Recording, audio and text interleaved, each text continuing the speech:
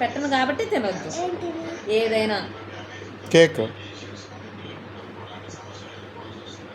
అవును, పెట్టావు తిన్నావు, పెట్టలేదు తినలేదు. ఎందుకు లేదు సంబంధం? వాళ్ళు పెట్టారు, నువ్వు తిన్నావు. పెట్టకుంటే తినవు. సింపుల్. సరే, లేట్ అయితే అయింది, తిన్నాక స్కూల్కి పోవచ్చు కదా. అయితే ఏమైంది? వాళ్ళు చెప్పి గేట్ ఓపెన్ చేసి వదిలిపెడతారు, పోవచ్చుగా. ఎందుకు అలా చేయరు? వంశీని చెప్పమని చెప్పొచ్చుగా.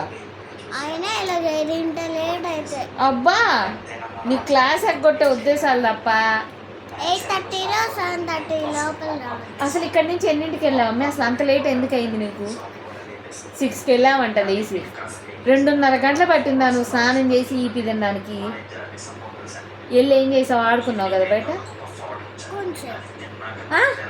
స్కూలు 8:30కి ఉన్నప్పుడు అసలు ఎందుకు ఆడుకున్నావు నువ్వు?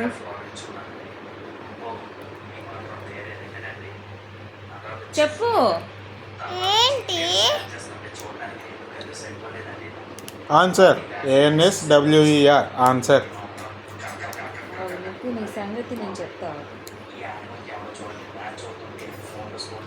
అమ్మమ్మ రెడీ చేయలేదా? నువ్వు రెడీ అవ్వలేదా? అమ్మమ్మేనా? కన్ఫామా? నీ తప్పేం లేదంటావు. బో ఇప్పుడే చెప్పు బో, నిజం నిప్పు లాంటిది బో. వేర్ ఈజ్ యువర్ అమ్మమ్మ? మేము రెడీ అవుదాం లోపలికి వస్తే కూడా మీరు రెడీ చేయలేదంట. స్కూల్కి తొందరగా వెళ్దామని చెప్పి ఆడుకోవడం మానేసి ఇంట్లోకి వచ్చినా మీరు రెడీ చేయకుండా మీ వల్ల లేట్ అయింది. చెప్పండి, ఎందుకు లేట్ అయింది? మరి రెడీ కూర్చున్నా, తినేసా కూడా.